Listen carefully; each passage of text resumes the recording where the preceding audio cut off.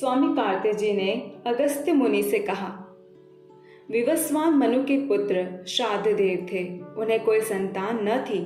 वशिष्ठ जी की सम्मति से उन्होंने पुत्रेष्टि यज्ञ किया। विवस्वान मनु की स्त्री का नाम श्रद्धा था। श्रद्धा ने होता से प्रार्थना की, ब्राह्मण आप ऐसा उपाय कीजिए कि मेरे गर्भ से कन्या उत्पन्न हो। तब होता मन ही मन कन्या उत्पन्न हो, यों संकल्प करते हुए हवन करने लगे। इस विपरीत भावना के फलस्वरूप ईला नाम की कन्या उत्पन्न हुई। राजा विवस्वान कन्या को देखकर उदास हो गए। उन्होंने गुरुदेव से पूछा, यह आपका संकल्प उल्टा फल देने वाला कैसे हो गया? राजा की बात सुनकर मुनिवर वशिष्ठ ध्यानस्थ हो गए। उन्हें मालूम हो गया कि होता इस व्यतिक्रम के कारण है। तब ईला को पुरुष बनाने के लिए मुनि ने भगवान श्री हरि की शरण ली। मुनि के तप एवं भगवान के अनुग्रह से वह ईला सबके देखते ही पुरुष रूप में परिणत हो गई। उस समय गुरुदेव ने संस्कार करके ईला का नाम सुद्युम्न रखा। वे मनुपुत्र सुद्युम्न ऐसे प्रकांड विद्वान हुए मानो विद्या के अथाह सागर हों। कुछ समय के बाद जब सुद्युम्न युवा हुए तब वे घोड़े पर चढ़कर शिकार खेलने के लिए जंगल में चले गए। किसी समय की बात है, देवाधिदेव भगवान शंकर अपनी प्राण प्रिया पार्वती के साथ प्रसन्नता पूर्वक विहार कर रहे थे। उसी समय उनके दर्शन की अभिलाषा से मुनिगण वहां पधारे। मुनियों को देखकर पार्वती जी लज्जित हो गई। संयमशील मुनियों ने देखा भगवान शंकर और पार्वती जी हास विलास कर रहे हैं।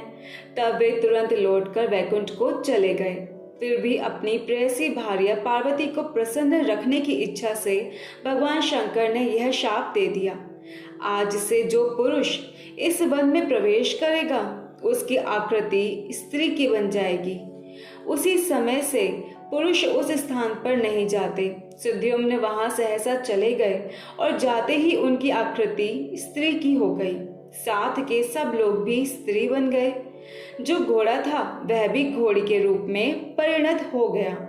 यह देखकर उस सुंदरी स्त्री को बड़ा आश्चर्य हुआ। अब वह वन में इधर उधर घूमने लगी। एक समय की बात है, वह स्त्री बुध के आश्रम के सन्निकट पहुंच गई। उसे देखकर बुध के मन में विकार उत्पन्न हो गया। उसे पाने की इच्छा जाग उठी। वह स्त्री भी सोमनंदन बुध को पति बनाने की इच्छा प्रकट करने लगी। तब वह स्त्री बुध के साथ हास विलास करती हुई उन्हीं के आश्रम पर रहने लगी। कुछ समय व्यतीत होने पर बुध ने उस स्त्री के गर्भ से पुरुरवा को उत्पन्न किया। बुध के आश्रम पर रहते हुए उसे वर्षों बीत गए। एक दिन उसे अपना पहला वृतांत याद आ गया। स्मरण आते ही उसके मन पर दुख की घटा छा गई। फिर तो वह निकली और तुरंत गुरुदेव वशिष्ठ के आश्रम पर चली गई। उन्हें प्रणाम करके अपना सारा समाचार कह सुनाया और पुनः पुरुष होने की इच्छा प्रकट करती हुई उनके शरणापन्न हो गई। सब बातें विदित हो जाने पर वशिष्ठ जी कैलाश पर गए।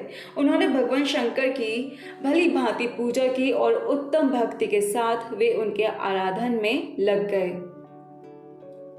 वशिष्ठ जी ने कहा, भगवान आप कल्याण स्वरूप मंगल करता और जटा धारण करने वाले हैं। पार्वती जी आपकी अर्धांगिनी हैं। चंद्रमा आपके ललाट की शोभा बढ़ाते रहते हैं। आपके प्रति मेरा बारंबार नमस्कार है। सुख प्रदान करने वाले कैलाशवासी भगवान शंकर आपको नमस्कार है। आप भक्तों को भुक्ति और मुक्ति देने वाले भगवान नीलकंठ हैं, जो कल्याणमय विग्रह हैं। शरणागतों का भय दूर करना जिनका स्वभाव ही बन गया है, वृषभ जिनका वाहन है और शरण देने में जो बड़े कुशल हैं, उन परम प्रभु शिव को मेरा नमस्कार है, जो सृष्टि स्थिति और संहार के समय ब्रह्मा विष्णु और रुद्र रूप धारण किया करते हैं, जो वर देने में सदा तत्पर रहते हैं। उन देवाधिदेव त्रिपुरांतक भगवान शंकर को नमस्कार है। यज्ञ करने वालों को यज्ञ फल प्रदान करने वाले यज्ञ स्वरूप भगवान शंकर को बारंबार नमस्कार है। सूर्य, चंद्रमा और अग्नि को ही अपने तीनों नेत्रों में स्थापित करने वाले गंगाधर भगवान शंकर आपको नमस्कार है। इस प्रकार वशिष्ठ जी की स्तुति करने पर भगवान शंकर प्रकट हो गए। वे नंदी पर सवार थे। जगत जननी पार्वती साथ विराजमान थी। शंकर का दिव्य विग्रह करोड़ों सूर्य के समान जगमगा रहा था। रजत गिरी के सदृश उनकी स्वच्छ कांति थी। 3 नेत्र थे। ललाट पर चंद्रमा सुशोभित था।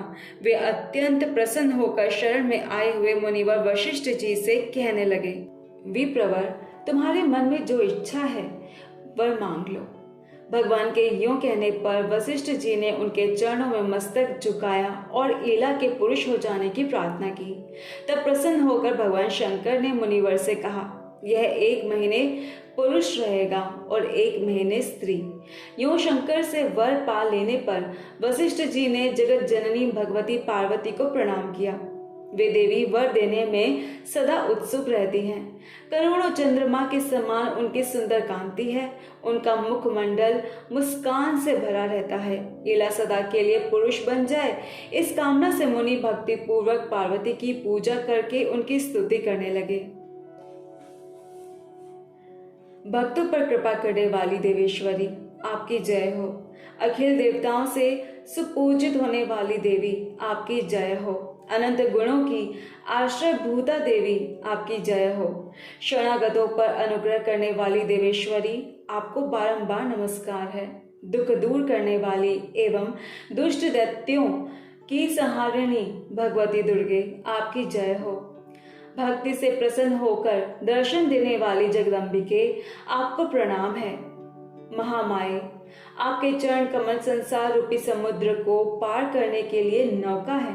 धर्म, अर्थ, काम और मोक्ष प्रदान करने वाली देवेश्वरी, आप प्रसन्न हो। देवी, कौन है जो आपकी स्तुति कर सके? मैं केवल आपको प्रणाम कर रहा हूँ। भगवती दुर्गा साक्षात नारायणी है। वशिष्ठ जी के यों भक्ति पूर्वक स्तुति करने पर वे तुरंत प्रसन्न हो गईं। तदनंतर शरणागतों का दुख दूर करने वाली उन महादेवी ने मुनि से कहा, तुम सुद्युम्न के घर जाकर भक्ति भाव से मेरी आराधना करो। द्विजवर, तुम प्रसन्नता पूर्वक 9 दिनों में सुद्युम्न को श्रीमद् देवी भागवत सुनाओ। वह पुराण मुझे बहुत प्रिय है। उसके सुनते ही वह उसी क्षण पुरुष हो जाएगा। इस प्रकार कहकर भगवान शंकर और पार्वती अंतर्धान हो गए। अब वशिष्ठ जी उस दिशा को प्रणाम करके अपने आश्रम पर चले आए। उन्होंने सुद्युम्न को बुलाया और देवी की आराधना करने की बात कह सुनाई एवं आश्विन मास के शुक्ल पक्ष में नवरात्रि विधि का पालन करते हुए मुनि ने भगवती जगदम्बिका की पूजा की और राजा सुद्युम्न को श्रीमद् देवी भागवत पुराण सुनाना आरंभ कर दिया। राजा भी वह अमृतमय कथा भक्ति भाव से सुनने में संलग्न हो गए। कथा समाप्त होने पर उन्होंने गुरुदेव को प्रणाम करके उनकी पूजा की और वे सदा के लिए पुरुष हो गए। तब मुनिवर वशिष्ठ ने सुद्युम्न को राज्य पर अभिषिक्त किया। सुद्युम्न प्रजाजन को प्रसन्न रखते हुए भूमंडल पर राज्य करने लगे। उन्होंने भांति भांति के यज्ञ, जिनमें प्रचुर दक्षिणा दी जाती है, करके देवी की पूजा की। फिर पुत्रों को राज्य सौंपकर स्वयं भगवती के परम धाम को चले गए। विप्रो, मैं विशद रूप से यह इतिहास कह चुका। जो मनुष्य परम अमृत स्वरूप इस प्रसंग को प्रेम पूर्वक पढ़ता अथवा सुनता है, संसार में भगवती की कृपा से उसके सभी मनोरथ पूर्ण हो जाते हैं और अंत में वह भगवती के परम धाम को चला जाता है।